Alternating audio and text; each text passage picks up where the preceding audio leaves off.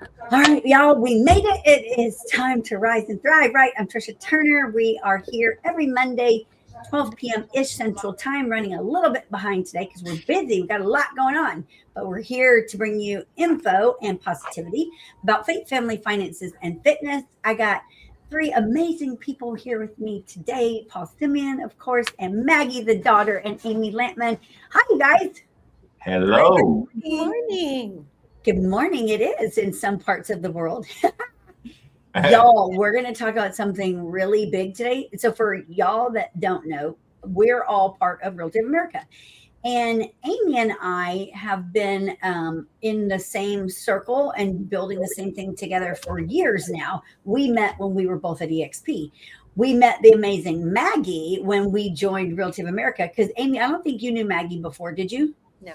Yeah, I didn't either. And we were like, loved Maggie instantly. We're like, we have to like bring her into our world and we have to like do all of these things together because she's insanely amazing. And then, of course, Paul builds everything along with us. He's been with us through EXP, then Real, and of course, Real America. Y'all, the big news today, and it dropped this morning, was that Real acquired Remax. Maggie, did you know that? Really? Oh, yeah. Okay. They have a whole nother holding company. So what does that mean? What's going to happen? Or what that means is that the franchise model is being swallowed up by the future. That's the way I described it to my husband, because franchise models, it's like the Blockbuster, right? No one's standing in line for videotapes anymore. We click a button and the future is in our TV. Wow. So yes, cloud is taking over, guys. It is. So this, I'm going to share my screen with y'all real quick. I'm going to show y'all what I was reading. Let me make sure I pull up the right one to show you. It's the craziest thing. I was like, when I heard it this morning, I was like, what in the hell? I didn't see this one coming like at all. Okay, let me show. So do you see it right here? Ooh. Here's the AI summary. Can y'all see it? Mm-hmm. Okay, look. Here, the Real Brokerage has agreed to acquire Remax Holdings in a transaction valuing the franchisor at about $880 million, a deal that would combine one of the fastest growing U.S. brokerages with one of the industry's largest global franchise networks. This is crazy. Look, it's going to be called Real Remax Group. It'll support more than 180,000 real estate professionals across over 120 countries and territories, according to the company's joint announcement. Look at this. The combined firm would have generated about $2.3 billion in 2025 revenue and $157 million in adjusted before synergies. This is crazy, y'all. Crazy. What do you think about this? Like, do you freak out about it? What's your thoughts? I think that people are getting smarter and they're like, I don't want to be stuck in this ancient model. We're not Blockbuster, guys. We have to be more like Netflix. So we have to look at the future. We have to embrace all the things that are coming. And that's what they're doing. I mean, so what's crazy is if you look at when Compass acquired Anywhere, because I talked to a lot of friends that are inside those Anywhere brokerages, and no one knew that was coming. They got, like, when it hit public, that's when they all found out about it too. They got an email like an hour before it went public that Compass was acquiring all of them. So like no one had any say over it whatsoever. Same thing. Like we literally, Paul and I are in a group text with a friend of ours who is a Remax agent. Paul, did you instigate that conversation this morning, or did he did? I mean, we've been talking about it forever, trying to express opportunities and ways that you can earn more as an agent, and it just happened that way. It's like, oh, all right, well, I guess, thanks for the heads up. Let's have a conversation. right? And what's crazy is this friend of ours, he's like old school. And he's not old, but he's old school. And he's been like Does a diehard lot Remax, of business. diehard red, white, and blue balloon, right? And doesn't understand the whole rev share model, like none of that. We've been talking to him for years. He's a friend. And so literally, and he's not happy about this. He sent us this text kind of like, what the F? How did I just get thrown into this? I didn't say this was okay. So I guess I'm looking for brokerages. It's like, how many other people are thinking like that? Crazy. A lot. I will tell you. He went on to say in his messages back and forth to us, he said, well, Remax is mostly a bunch of old people that don't sell out anyway. He said that tech is not important to them that much. And that Real is a huge tech company. They are surrounded around tech. They're based out of Miami, Florida, and their focus is tech. Remax focus is sales. It's always been sales and the franchise model. Crazy. I'm echoing. You did.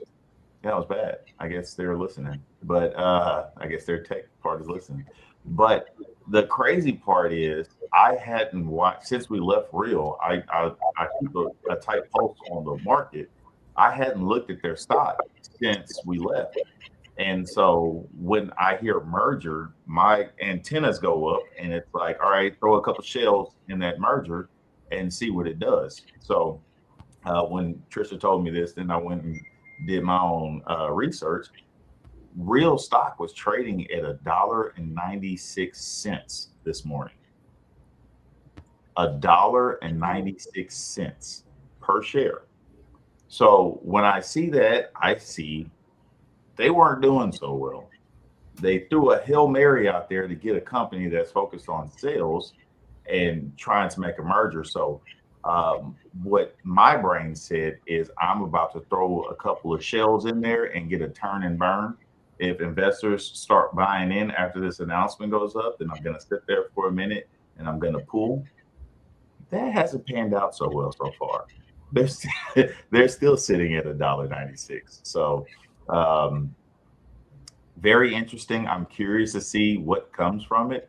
I do know that we have a great option of tech and sales. So if any of y'all are listening, give us a holler. Maggie, do you have a bunch of Remax friends? I do in the Deer Park, Pasadena area. You have to call them. Like I am. Yes, because they don't understand the model, and so now they have to explain the model, which is, it's just the rev share. And it's crazy. It's like, we've been talking about Remax forever, about it's a dying brand. Like Remax was the crap like years ago. If you were a Remax agent, like Javier even said something about this in his class last week. He was like, if you were a Remax agent, like you had made it, like because there's no training and like you just go there, you pay this big desk fee and you're a Remax agent. I remember that's why I went to Remax. I was like, that's nothing, like I'm out of here. Now with Remax, like it was fading out, like no one was really going to Remax. Now they're part of Real, which is crazy. I think it's a freaking huge move on both their parts. I think it's smart as crap because Remax was not growing and people were actually leaving for the rev share model, and Real has had financial struggles. That's very public. So I think it's a great thing. Amy, what's your thoughts? I think it's kind of funny because it's like it's the B team helping the C team. Yes. I'm serious. Yeah. Because I don't think that Real's model is completely beneficial. I mean, I know that there are parts of it that are, but they also push that $5,000 cap fee, and then you don't get rev share. So really, is that building a business? No, it's a bunch of no. Real, you do get rev share. That's LPT. Okay. I'm getting confused. Yeah. Oh, okay. No, Real's where we were. Okay, thank you for reminding me. I get that. There's so many of them. There are, but Real is just like EXP and us. They were at 30,000 agents. Now, of course, they're much bigger than 30,000 agents. Well, we'll see as it pans out how many of them stay with Real or now go find another one. It says in there that didn't it say, Paul, that they can keep branding themselves as either Remax or they can do the Real Remax brand thing? from what I read, they can still brand themselves Remax. The initial merger, and don't quote me on this, I'm just reading from Housing Wire, but what they're saying is they're opening up the tech stack to Remax agents, as well as the opportunity for shares in the company, and and for the revenue share. So they've created another company, which is a holding company, which is Real Remax. Let me think that's the name, Real Remax something, but that's a new holding company they're creating. Now the two companies mergers everything's going to fall under the ticker REAX. So if you bought REAX, if you buy into it, it literally has not moved. But if you bought into it's going to be interesting to see like how the model lays out. Because I mean, no one knows except for the people that signed the agreement. Like, what does this look like actually entirely for all parties? But I think it's a great thing for Remax, because those poor agents, in my opinion, were not going and doing anything. It was like an old model, like Amy said, Blockbuster. And then Real's been growing. Definitely they've been growing, but they have some struggles there, but their tech is like, we were there. We know their tech is amazing. It is. So I think it's a blessing for the Remax agents for one, and then for Real to have that growth like that. Because then who saw that one coming? Like, I don't know anyone that's talked about Remax getting acquired. Yeah. So, Tricia, why don't you go over, because obviously I was getting two companies mixed up. Why don't you go over the comparison between, if you're going to compare Real to ROA? Yeah. So, and Paul and I talked about that this morning, because as soon as I saw Paul this morning, I was like, did you hear this? Because this just broke. When I saw him, it just broke like 57 minutes before. And I was like, this is freaking huge. We were at Real. So if you look at the rev share model, and it's so funny because it said people are now starting to see that the rev share model is the way of the future.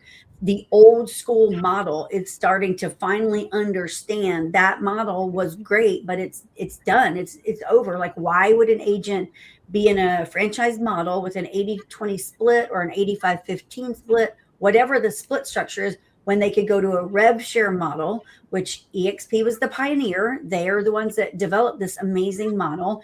And then, of course, Real was next. And then after Real, there's a couple of other companies in there. LPT is the only one really growing. And then Epic. But then ROA, Realty of America, we're brand new. Like, we're a year and a half old. And basically, the model is just like EXPs and just like Real. And I'm only going to go off of those two because, in my opinion, those two are the biggest success models, because there's actually people in both of those models, big teams, big players that are producing, making money. The company's generating revenue, that they're either on an 85 split, 85-15 split, or an 80-20 split. There's either no monthly dues or there's a small amount of monthly dues, but it's the way of the future. You can earn stock in the company. It's going to be publicly traded if it's not yet. It's always the goal. And as people, us producing in the company, when you sell a certain amount of production, you earn shares of stock in the company. When you help grow the company, you earn shares of stock in the company. You can also earn revenue monthly paid to you if you help grow the company and help train agents. And that's called sponsorship. And that is the revenue share model in a nutshell. And that's EXP, that's Real, that's Realty of America, which is who we are with. Epic is in there, and then LPT. LPT, as far as I know, is the only one that has a revenue share model or a discount brokerage model rolled into. You can do either or. And then they're trying to have this luxury model too that I don't think is taken off too well, because I can't even pronounce the name of it.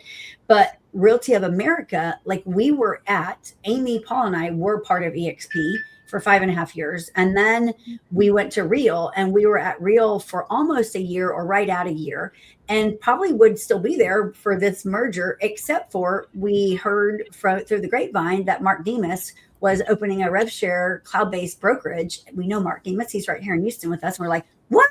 Hold on a second. We know this model works, and we could be on the ground floor of building this. Are you kidding me? Like, let's do this. So that's why we did it. And that's where we are.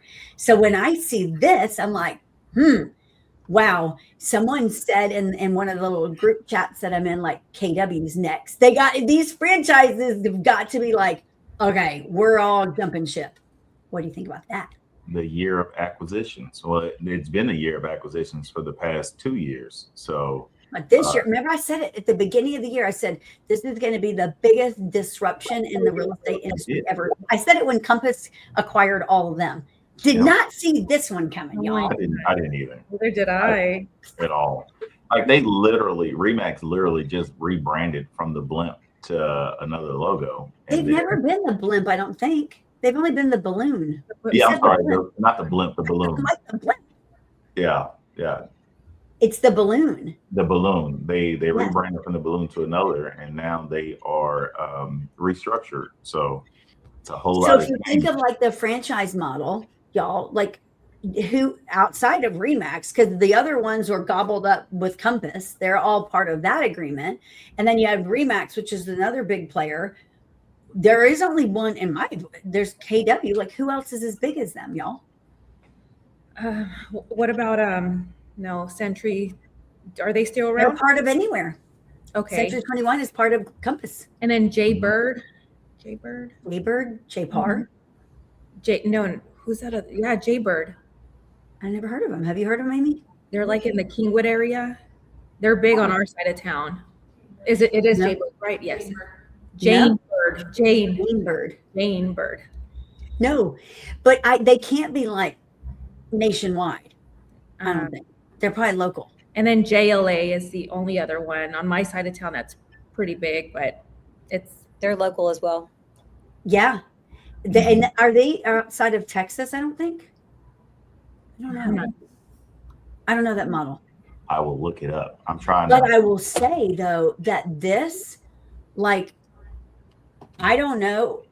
Real's a great company. Like, we were there. We wouldn't have been there if they weren't a great company. We left Real for the opportunity because Mark Demas, the president of our company, and Eddie Garcia, the founder, are two amazing entrepreneurs, brokers that have built their own massively successful independent brokerages worth billions. And so they came together to do exactly what EXP has done and Real.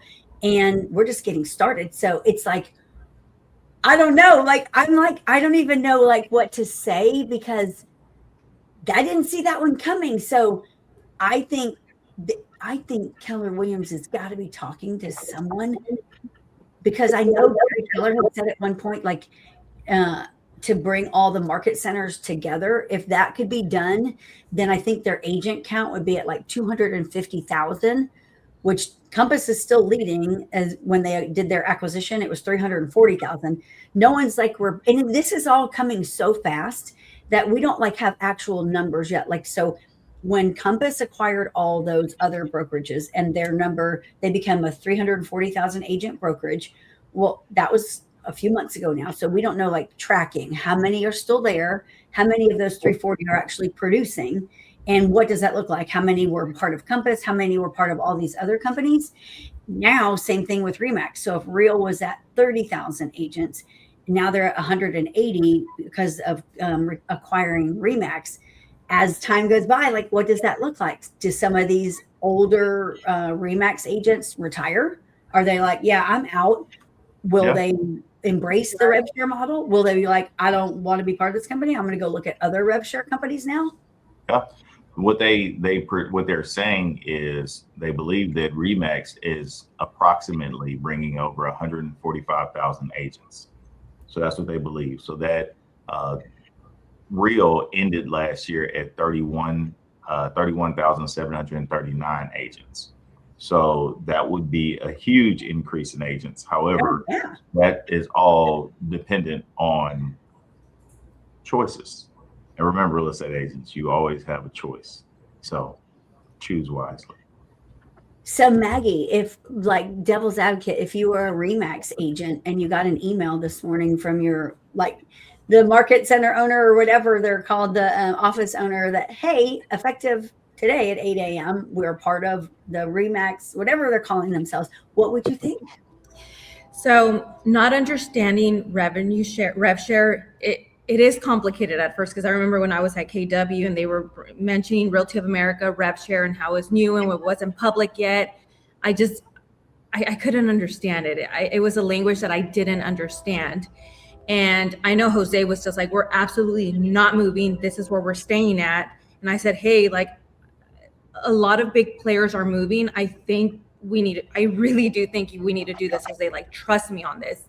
And well, when we moved over, I think whenever we started getting our revenue share checks, that's whenever it's like, okay, what is this? Oh, we can get more by just passive income. And now our feet are planted, our roots are planted. Because when you were at KW, Maggie, yeah, but when y'all are at KW, you were already on a similar split structure, but actually probably more. What was your split there at KW? I think it was 80-20. Okay. 80-20, but I would cap out in a week. Yeah. So I would pay my dues. I'm not too sure if it was 18 or 21,000. We would cap out in a week and a half, and I would keep 100% of my commission, which is the same thing here at Realty of America. Or what our splits, 14,000? Yeah. 14,000. Oh my gosh, that's like definitely less than a week I cap out. And on top of that, I'm still making passive income. And this is why we're able to move differently. This is why we're able to build other businesses and buy into a franchise and buy a ranch.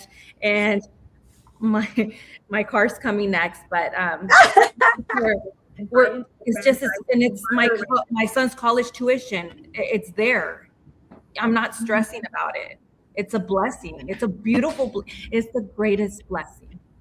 And then without even speaking like on numbers, so people that are listening to this, especially you new RE/MAX real agents that are new to the whole revenue share model, we've been, like Maggie wasn't in this model. Amy and I were and have been in this, and along with Paul for years now, but this was new to Maggie. And so Maggie, when have you started from day one with ROA, right? So a little over a year and a half, or right at a year and a half? Yes. Okay.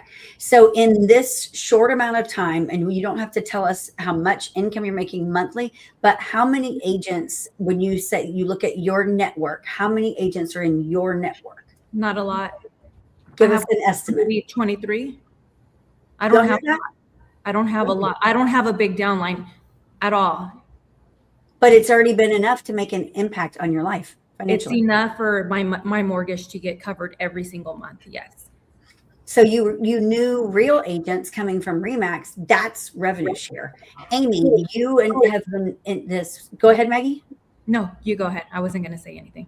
Amy, you were at EXP. You had built a big community there at EXP. We then moved to Real. Now we're at Realty of America. We've been in it, same as Maggie. We're all in about the same time. Talk a little bit about financially, like what you've done with revenue share. So the biggest way that revenue sharing has impacted my family's life is during COVID, it allowed us to have the additional income to purchase a second home. So our lake house is paid for by revenue share. And my husband had given me a budget and he was like, this is what we can afford. And I was like, but you're not even considering my revenue share. And he goes, well, you never really talk about it. It just gets dumped in my checking account, like my personal checking account. And so it was just extra money. I didn't pay attention to it. And then when I started paying attention to it, I mean, it was $8,000 to $10,000 a month. And we weren't counting on that money. It was extra over and above. And so I showed him the account and he's like, are you kidding me right now? That's coming in every month. And so he's also a licensed realtor, but has a full-time job. He owns his own company. So he wasn't really focused on, we both make our own money, but we share everything, if that makes sense. Yep. So for our CPA, we have different bank accounts. And he was in complete shock. He's like, you're telling me right now, separated from all your commission, just doing revenue share, you can afford the lake house on your own, even if something would happen to my job. And I said, yes, 100%. But when I left it, I left it. But what I did get when I left EXP, which will be real powerful for anybody in this model, especially if it's a startup, is all the bonuses we will get when Realty of America goes public. I did get bonuses from EXP, and I walked away with several $100,000 in stock, and I've cashed it in. I've bought rental homes. I took a nice vacation, said to spend time with my family. So that model has impacted us so much because at the end of the day, I used to work at Keller and I sold houses. But when I left Keller, they gave me a pat on the back and said, if you would have stuck around, you would have been Rookie of the Year. And when I left the boutique company, the boutique brokerage I will not name, they gave me a pat on the back and they go, here are your 2 ugly trophies. I'm like, thanks, in the trash. And then when I left EXP, because as an entrepreneur, you have to look for the best, what's the best model? You're not going to drive the same car your whole life, right? You have to look for the next best thing. So when I found EXP, that's when our lives changed. My income multiplied times 4. Yeah. It was incredible. I had to get a new CPA. I had to hire an attorney. Like, it was a whole thing. And then we bought a lake house and I'm like, well, how can I make the lake house work for me? So now I'm at the level where my lake house is a tax write-off, but it's a second home, but it's all legit through a CPA because now the income is so much I have to figure out how to not pay taxes. So it's been so highly impactful that we're just next level, because now we're like, what about in 18 to 24 months when Realty of America goes public? Not only do we have revenue share, but we have stock that's restricted share units that will turn into stock. And wow, I mean, so it's like next level. Which you're currently earning by doing exactly what you do best, selling homes. Yes, selling homes and capping and encouraging people to learn about our model. We get bonuses there. And then I earned an extra bonus for getting the Legacy Award last year. So would you say, Amy, that since you've been in the revenue share world, the cloud-based brokerage, which is what now RE/MAX is become, are you doing anything differently? You're still in production, you're still selling homes, but would you say that you're still living that same real estate agent's life, except for you're making more income now? It showed me leverage. It turned my brain onto leverage. So it encouraged me to be more entrepreneurial, because if I can leverage, if I'm sleeping and people are selling homes, I wake up every 20th of the month and there's a bonus in my bank account. And that's not anything that I worked on, right? Except for maybe I taught a few classes throughout the month. But in my mind, it created, let's think of other ways to leverage. So it encouraged me to go outside and start a flipping company, because that created leverage, right? I could use other people's money to sell more homes and get more listings, which created revenue share. It was just a whole, different world of thinking, I guess is the way I can describe it. And now the leverage also pushed me to start a luxury build company. And now, as of right now, I have 22 people lined up for meetings for us to build for them. That's insane. It is. And it's all, and the lowest home right now that we're at at 600,000 to 2 million is our price range. And so it created leverage in my mind, which now has created more leverage with multiple companies. And by next year, I'm going to be able to take a month-long vacation. Won't that be insane? Yes, that's my goal. So Maggie, you've been in real estate now 6 years, right? 6 years, yes. Okay. And in the 6 years, most of that was at KW, right? Yes. Okay. So now being in the model that you're in now, which is you went from the franchise model to the revenue share model, which is where the world is headed. Are you doing anything differently than what you did at KW? I'm going to tell you about my fear whenever I left KW. My fear was that I had a team, and I was officing out of the KW office. So leaving KW wasn't scary. I wasn't like, oh my gosh, my splits or none of that. It was finding a home office for us to operate out of. That was weighing heavy on my shoulders. So when we left KW, we left pretty quickly because of some things that happened. And I told Jose, I said, I need an office. I know we officed out of Chicago Title for about 6 months. It was a little room, and sometimes there would be no AC. And you know what? My agents stuck it through. And on top of that, I think I had like 7 new agents join me. So we were all crammed in this little room doing like aggressive training. I was, teaching them my templates, my ways, like how my day looks, what their day should look like, how their calendar should look like. And I think that was just the only thing that was weighing so heavy on me, was just finding an office for myself and my team, because I didn't want to bring it to my house. I was like, I really keep that set, because the boys are so little still. Yeah. So I said, Jose, I don't want to bring it over. And then we found this downtown location, and we've been here for going on a year, and it's been great. And now I'm just happy that we found land, and it has a little apartment unit that we're going to gut out, and that's going to be our Realty of America office for my team out in the Crosby area. So I'm so excited about that. But if anything about the whole rev share, that was the only thing that was weighing heavy on me, was just finding a place to work out of. So would you say that this move that you just made about your ranch that you bought and you're going to make this your office there, your Realty of America office, is that as a result of revenue share that you have earned? Absolutely. Do you think that that's helped you be more comfortable in making that purchase? Absolutely. Yes. After I ran the numbers, I spoke with my financial advisor, and I was like, I'm freaking out. He's all like, Maggie, what do you mean? What is there to freak out? The numbers are there. Just go. You'll be fine. You know what's funny? People talk about this. Like, so when we were at EXP, Jay Kinder and Michael Reese were my sponsors. They're the ones that introduced me to EXP because I was in their coaching program. And if you look at Jay, now I don't know his numbers year to date, but I know he has like over 9,000 people in his, what they call it, downline, call it network, whatever you want to call it, 9,000 people. 9,000. Wow. Yeah, over 9,000. And I think if you look at the timeline, I think it's been like 7.5 years, something like that, because they were in a few months before I went over there. But he says, like, out of that 9,000, I think he personally has invited himself like 80 or 85 or something like that, some ridiculous number, low number, like, and he is earning, I think the last thing he said publicly was he's earned over $19 million with EXP. Imagine that. It's a no-brainer. I was happy earning six figures. I was like, I was a six-figure earner. I was happy about that. Yes. Yes. Yes. I mean, and on a different level, Tricia and Maggie, this could save someone's finances. I mean, if they were just getting a car payment covered, they had a car payment for $500, or maybe it's $500 worth of groceries, right?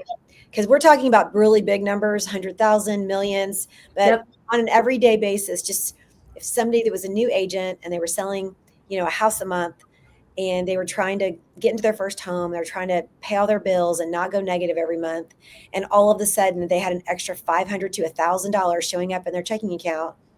It's like icing on the cake. It is. Right? It can be so impactful. I look forward to it every month. I'm like, ooh, what's my bonus this month? Me too. Oh my gosh, it's on my calendar every 20th. It's on my calendar. I told Paul and I were on a call with a guy that we've known for years, and he is at another company, a revenue share company, and he's not ever focused really on building a network at all. I think he has like 11 people after all these years, just 11 people.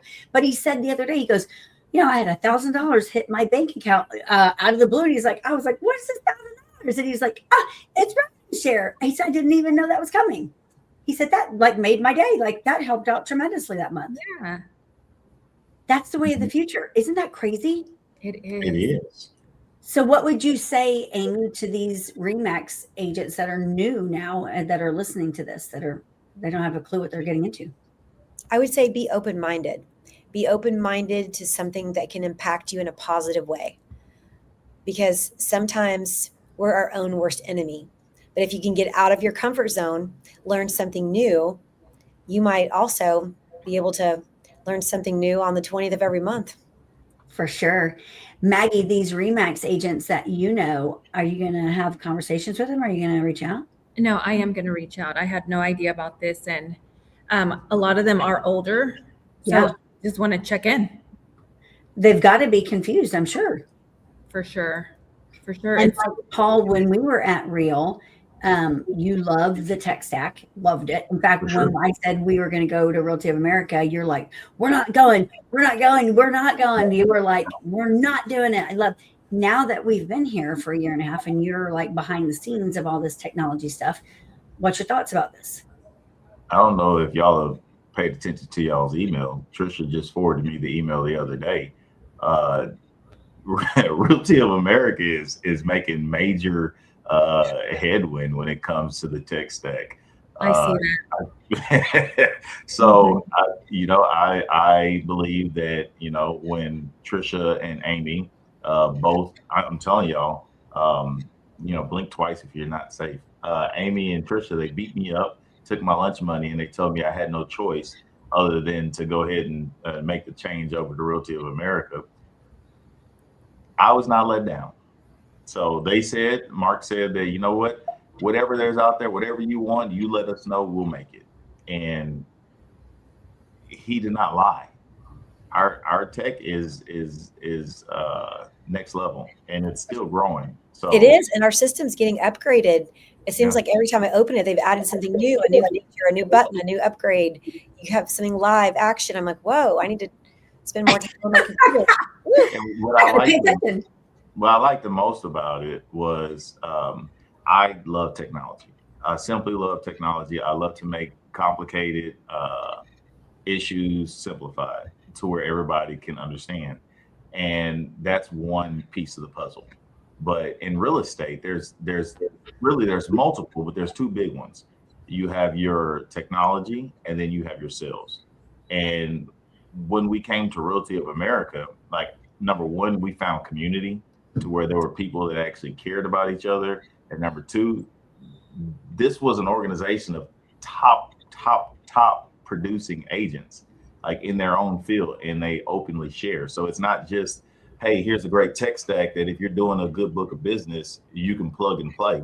This was, hey, here's a tech stack. By the way, we have a lot of top producing agents that are more than willing to share with each other. So it was kind of like walking into the best of both worlds. So at first I was very reluctant to it, but now, even though Tricia gave me a black eye on my left eye and Amy gave one on my right, I am glad that happened. So there, in today's day and age, like with artificial intelligence and with the smartest of the smart people in the right places, anything as far as tech goes, anything that you want at your fingertips, it's nothing but a couple of keystrokes away. So I'm glad we're here, but I do have a big update about tech, about AI. Hold on, let me say one more thing before you go on that. My final thought, not my final thought, but the one final for today. If you look at, like, we just talked about Real's tech stack and EXP and all of that growth, keep in mind that EXP has been around for over 15 years now. Real has been around for over 10 years.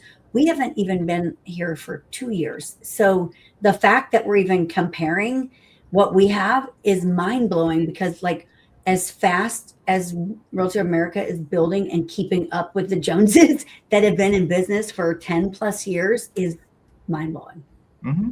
Speaks for itself. True. It does. It really How many does. agents are we at now, Tricia? Like 3,100. Well, we just brought on a big team. Did you hear about that? Which one was it? Grant brought them on, right? They just announced it, like in the last Tennessee one? days, the Tennessee one. Mm-hmm. Isn't that crazy? So we've got to be like over 32 then. Because that was over 100 agents, they said. Yeah. Wow. Crazy, isn't it? Eddie had introduced, I believe it was yesterday.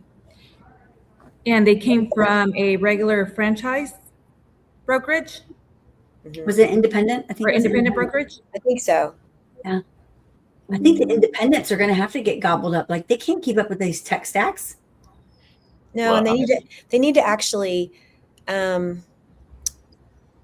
my feelings on independence is sometimes they have too much pride Oh, yeah. because their name's on it. It's their baby, you know.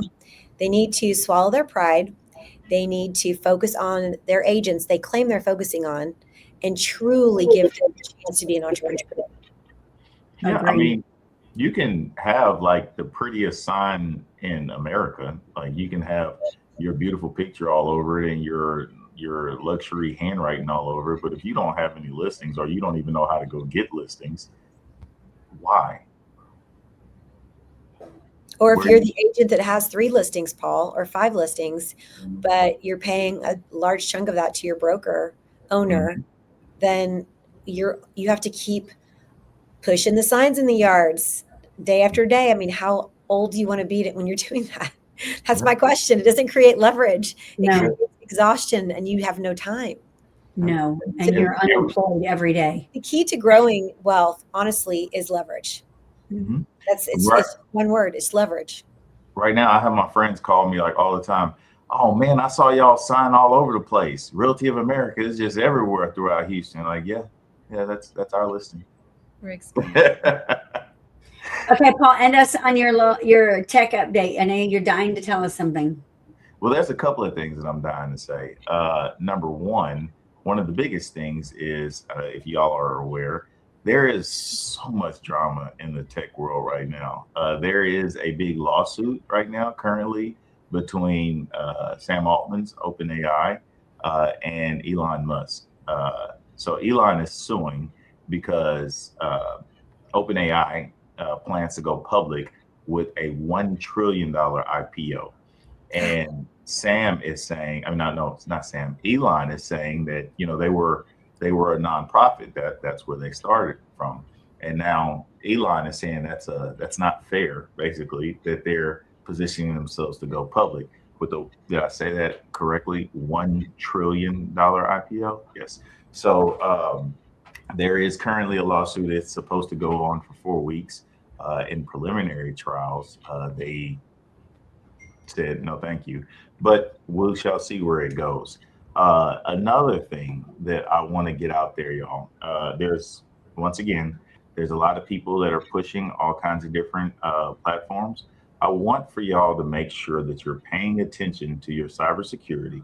Your cybersecurity is hands down the most important thing that you can do in your future. If you guys aren't clearing out your cookies, I do recommend that y'all go ahead and take a look at your cookies. You see who's tracking you, because there you will find some very interesting things that are following you around on everywhere you go on your computer or on the internet. I would 100% pay attention to that. And the reason why I say that is because I'm not sure if you guys know, and if you don't know now, there was a big breach. There was a big cyber attack. One was hit towards OpenAI, which according to OpenAI, nothing came from it. And there was another one that was hit to Claude. Now, the one that went to Claude actually found a way into their system. And y'all remember when I talked last week about Mythos, about how they had the big AI that broke out of the sandbox, it broke out of confinement and sent an email to its trainer, letting it know that it broke out successfully, and it put a lot of information out there. And they said they were going to quarantine that so nobody could get access to it because it was so powerful that they didn't necessarily want a lot of people using it because it found a lot of vulnerabilities. Well, in their confinement space that they had, there was a group of hackers that found a way into it through a third-party system that was connected to them. And when they hacked their way into Claude, they started utilizing Mythos, and they took a bunch of screenshots showing them using Mythos, this very powerful AI model.